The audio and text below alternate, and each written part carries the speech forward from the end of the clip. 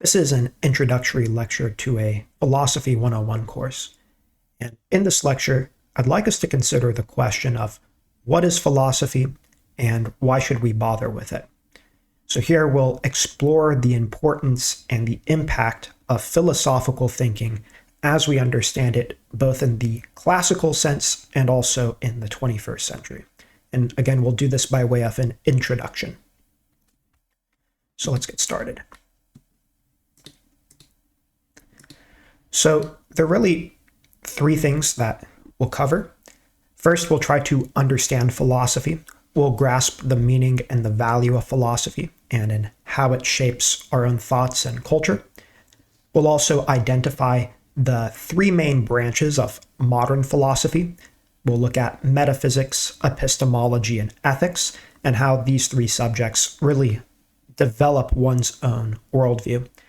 And then finally, we'll take a look at the core philosophical method that is really ingrained in most philosophical approaches. So that's what we'll do. So first, we'll begin with what philosophy is and compare the classical understanding of philosophy with the modern understanding of philosophy. So in the classical sense, philosophy means the love of wisdom. It comes from the Greek philos, which means love, friendship, and sophia, which means wisdom. And so something worth considering about this is philosophy understood in the classical sense is not a mere concept, right? Philosophy as the love of wisdom isn't a mere concept. And how do we know this? We know this because of the key term philos, love. Love is a kind of activity. It's an action. So philosophy then is a kind of way of life. It's a life of action. It's a life that requires desire and love, a love of wisdom. So the philosopher is a lover of wisdom. He desires wisdom. Now, what's interesting is the philosopher doesn't have a clear conception of wisdom, right? He's still trying to discover what that wisdom is, yet he still desires wisdom. So in a sense, the philosopher both knows what it is that he's searching for. He's searching for wisdom, but also there's an element of the unknown. He doesn't know what that wisdom is. He's trying to discover it. And that might seem a bit odd, but consider the following example. So consider the fact that even infants, fresh out of the womb, knows that there is food out there, right? Now, how does the infant know that there is food? The infant knows that there is food through his or her own hunger, right? The infant cries when born and is hungry. That's why the infant has his or her first feeding within, say, the hour of the infant's birth. So the infant knows that there is food, that food exists through his or her own hunger. In a similar way, the philosopher has this hunger for wisdom. The philosopher has this desire for wisdom.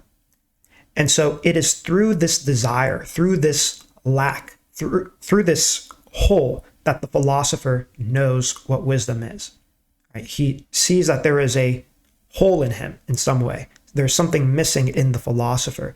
And so that's whatever that thing that's missing, that's the thing that the philosopher wants, right? The philosopher wants that wisdom. So that's how he knows that there is wisdom. It is through this hole that needs to be filled in his or her own personage, in his or her own being. Now, the philosopher also wants to understand things.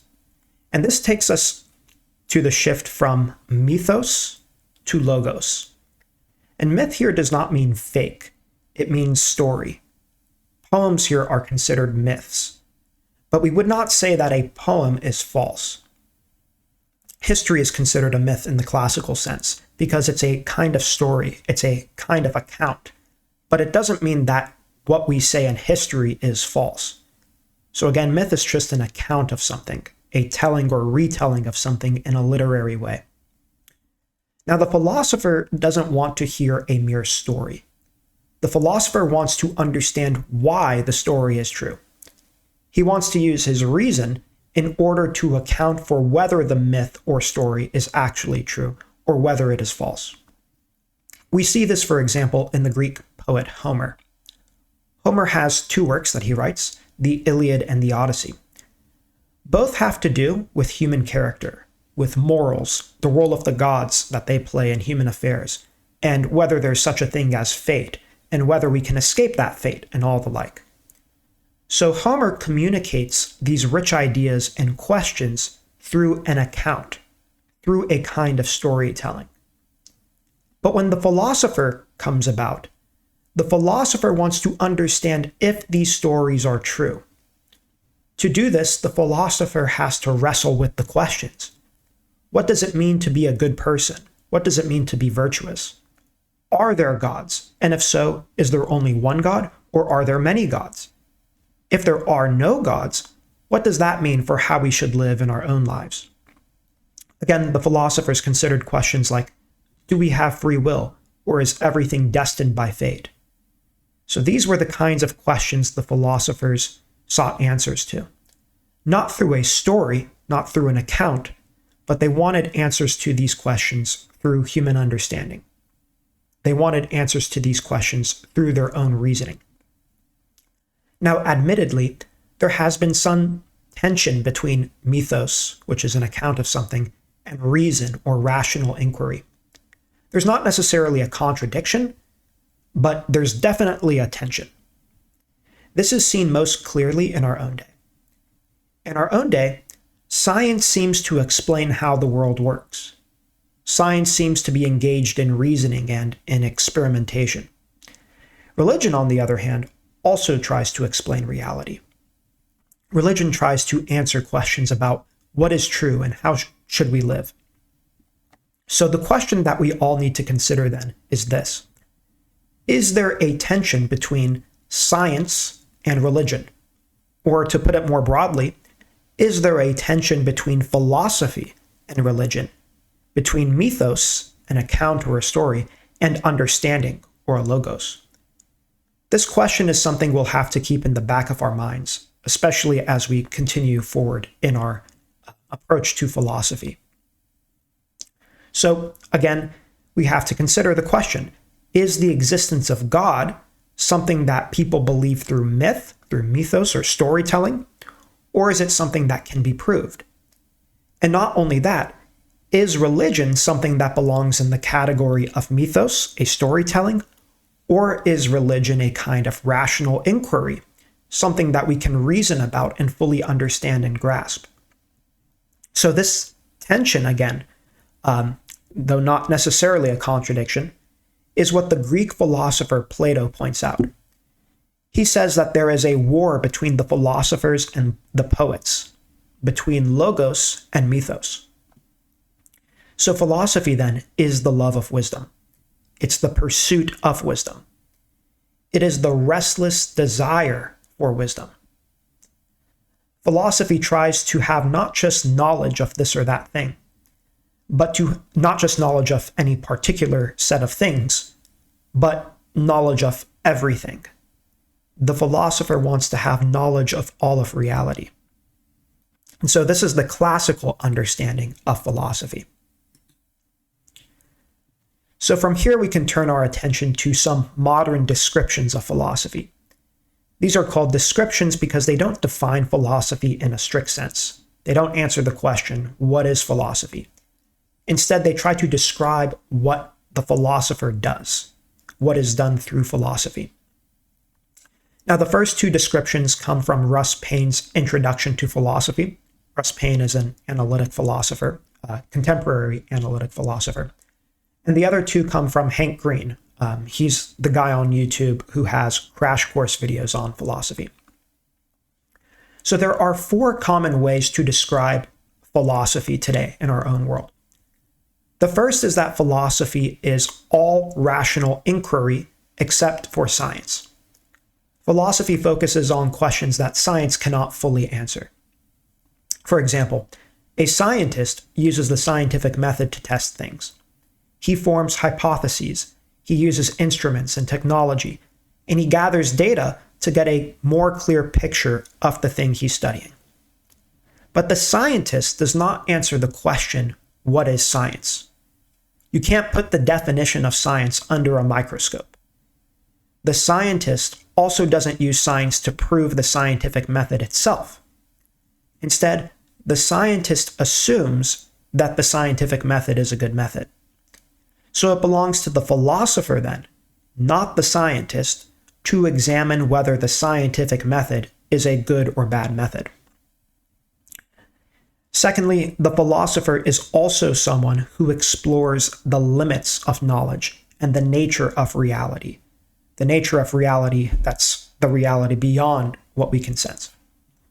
So the philosopher then asks questions like, is there more to reality than what we can sense, what we can see, hear, touch, taste, or smell? Or is there a God? If there is such a thing as a God, can I know this through way of human reason, or do I have to believe this by way of faith? Again, the philosopher might ask questions like, why is there evil in the world? So these are questions that go beyond the realm of science. Right? These are questions for the philosopher. Again, modern thinkers also describe philosophy as something that everyone uses in their own everyday lives.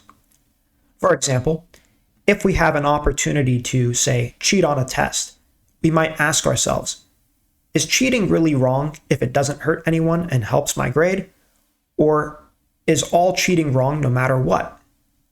Almost all of us have faced questions like these at some point, so philosophy seems to show up in our ordinary day-to-day decisions. And then finally, philosophy can be understood as critical thinking and intentional living. We do this all the time. Someone might ask us to complete a task for, let's say, school or work, and we might think that the task is pointless or that there is a better way to do the task. That's a form of critical thinking. Here we're evaluating whether there are better approaches for the task.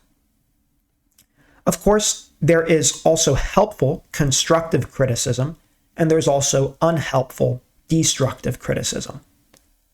Constructive criticism encourages reflection and improvement. Destructive criticism is just complaining for the sake of complaining without offering any solutions. And so these then are the four descriptions that give us a sense of how modern philosophers understand how philosophy operates in our own day. Now, something worth considering is, given that we've looked at the classical sense of philosophy and the modern sense of philosophy, it's worth considering the question of whether these views of philosophy are harmonious or whether there is some tension between them. And there is definitely points of harmony between them, the ancient conception and the modern conception.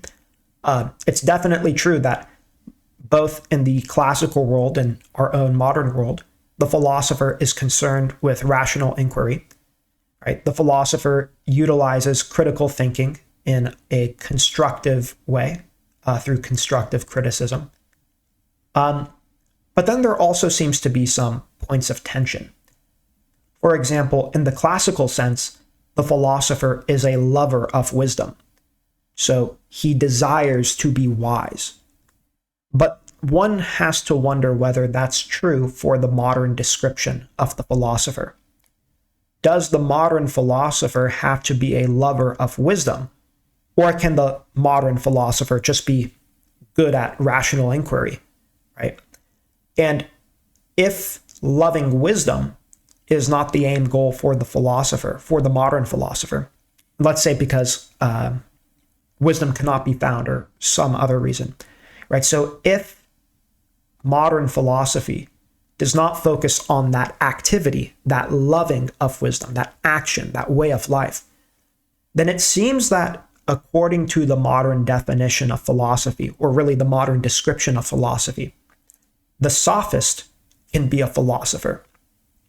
Now, the sophist is somebody who appears to be wise but isn't, and uses logical arguments not for the sake of wisdom, but for the sake of some sort of personal gain, whether it be financial or for status or power or something like that. So really the question worth considering as we try to deepen our understanding of what philosophy is whether the modern description of philosophy accidentally makes the sophist a philosopher, or whether there's a way to understand modern philosophy so that it puts the sophist in his own category, where the sophist is not a philosopher. So that's just something worth considering. Now, this brings us to the three major branches of modern philosophy. Modern philosophy focuses on many areas, but there are three most fundamental areas that modern philosophy focuses on.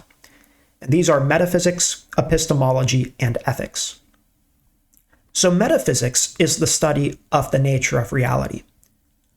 A philosopher might ask, what does it mean for something to be real? Or are there different kinds of beings? For example, we know horses exist, but what about unicorns? If unicorns don't exist at all, then why can we talk about them so easily? Like, what does it mean to talk about something that doesn't exist? That seems kind of odd. And again, in metaphysics, we might also ask questions like, is there such a thing as truth? Or is truth just about a matter of perspective, right? Is there really no truth, but only what we ourselves perceive as true? So these are questions that we deal with in metaphysics. There's also epistemology. Epistemology is the study of knowledge and how we come to know things. Here we might ask questions like, what is knowledge? And can we be absolutely certain of anything? Or do we have to doubt all things? Are all things uncertain? For example, we might ask questions like, how do we really know that we're experiencing this lecture? Isn't it possible that we're all dreaming? Because it seems at least possible that we're all dreaming. So how do we know that we're not just in a dream and that we're actually awake and experiencing this lecture? Or again, we might consider things like love, joy, or sacrifice. How do we know that these things exist? We don't seem to sense them with our five senses. We don't see love with our eyes. We don't hear love. We don't taste love. We don't touch love. And we don't smell love. So how do we know that love exists? In some way, we know that it's real, but how do we come to know that? So these are the questions or examples of questions we consider in epistemology. Then finally, there is ethics. In ethics, we deal with questions of how we ought to live. So for example, what does it mean to be a good person? And do we have to do certain things in order to be good, or are we just naturally good? Or again, what are values and do they shape our character? Can someone, for example, have good values but still be a bad person? So these are the three branches, and these examples show the kinds of questions that each branch explores. Now, what's interesting about this is that every single person already holds beliefs about metaphysics, epistemology, and ethics, whether such a person is a philosopher, an artist, a construction worker, a parent, or a student. So really just anybody, every single person holds beliefs about metaphysics, epistemology, and ethics. For example, we all try to live according to some moral compass. We all try to choose between right from wrong. And we try to choose what's right instead, and we try to avoid what's wrong, even if we don't always succeed, right? And that's ethics. We also make knowledge claims all the time. We say, for example, I know that I'm listening to this lecture right now. But again, how do we know that? Through our senses? And if our senses have deceived us before, why do we still trust them? Those are topics that we might explore in epistemology. And again, finally, we all make metaphysical claims about what's real. For example, some of us believe God exists and reveals himself. Others might think that reality is only what we can sense or measure scientifically. And still others might think that the real world is just the world of business, and that school is just a preparation for that real world experience, the world of business. So every one of us already believes something about metaphysics, epistemology, and ethics. Together, these three areas, these three branches of study, form a worldview. They are the interconnected lenses through which we understand everything around us. So our metaphysical beliefs shape our epistemology, and both metaphysics and epistemology shape our ethics. So now that we've said something about the three core branches of modern philosophy, the branches that make up a worldview for each and every one of us, each and every individual, we should say something about the way philosophers today actually discuss and discover things. This method that we'll look at will help us move from opinion, which everyone can have, to knowledge, which not everyone has, but what everyone desires and seeks for. So when examining a claim in philosophy, there are really three key things to pay attention to. The first is the claim itself, the thing being stated. For example, somebody might say, "It's raining outside," and that's a claim. The second thing to notice is the logical consequence. What must follow if the claim is true? For example, if it's raining, then the ground outside has to be wet. If the ground isn't wet, then we know it isn't raining. So there's a necessary connection between the claim and what logically follows from it, the logical consequence. And finally, the third thing to pay attention to is the presupposition, the assumption built into the claim. So for example, take the claim, "It is raining." If it's raining, that assumes that there are clouds in the sky. Rain can't happen without clouds. So these three things are the things that we need to keep track of when practicing or engaging in philosophy. We have to keep track of the claim itself, the logical consequences, what necessarily follows from the claim, and also the presuppositions, what is assumed in making the claim. So let's take a look at an example so we can see this method in action. So let's take a look at something called scientism. Scientism is the belief that science is the only reliable path to truth, that all of reality can be known through scientific investigation. So first, we have to ask, what is science? Well, science seems to be a way of studying the world around us, whether the things we are looking at are incredibly large or incredibly small. We do so using observation, measurement, and technological tools. So if science studies the physical world, what does scientism assume? Scientism assumes that all of reality is physical or material, that everything real is something that we can see, hear, touch, taste, or smell, either directly or through instruments. So that's the presupposition of scientism. Scientism assumes that only the material world exists, that all of reality is material. Okay, so if that's the presupposition, what is the logical consequence of scientism? If all real things are material, and all material things can be sensed, then that means that the scientific method itself must be something that we can sense. That's the logical consequence of scientism. Now, notice how we don't sense the scientific method. We don't see it under a microscope. It has no color, it has no texture, it has no taste, it has no sound, and it has no smell. Yet the scientific method is something real. Scientists use it every day. And so if all material things can be sensed, but the scientific method cannot be sensed, then the scientific method is not a material thing. So what does this all mean? It means that if scientism is true, then all reality is material. But the scientific method is not material. Therefore, scientism is not true. There is more to reality than meets the eye. Quite literally, some real things are not physical. And so that's the philosophical method in action, where we looked at the claim, the presupposition, and the logical consequence. Now, all this brings us to the value of philosophy. The 20th century philosopher Bertrand Russell says something pertaining to the value of philosophy that most philosophers in our own day resonate with.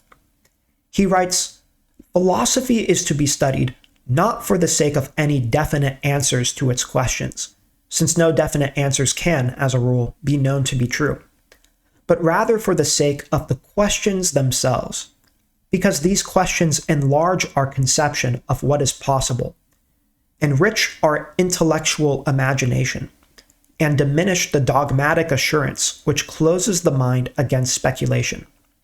But above all, because through the greatness of the universe which philosophy contemplates, the mind also is rendered great and becomes capable of that union with the universe which constitutes its highest good." So that's from Bertrand Russell, from his book, The Problems of Philosophy, question 15. So here Russell gives us a few important insights. First, he believes that the goal of philosophy is not to arrive at definite answers. In his view, no definite philosophical answer can be known to be true. Philosophers are always revising, questioning, and refining their ideas. So for Bertrand Russell, the value of philosophy lies not in the answers, but in the questions. Questions that stretch the mind, that expand our imagination, and that help us believe things because they are true, not simply because somebody told us to believe them. Second, Russell thinks that philosophy helps us become more deeply connected to reality.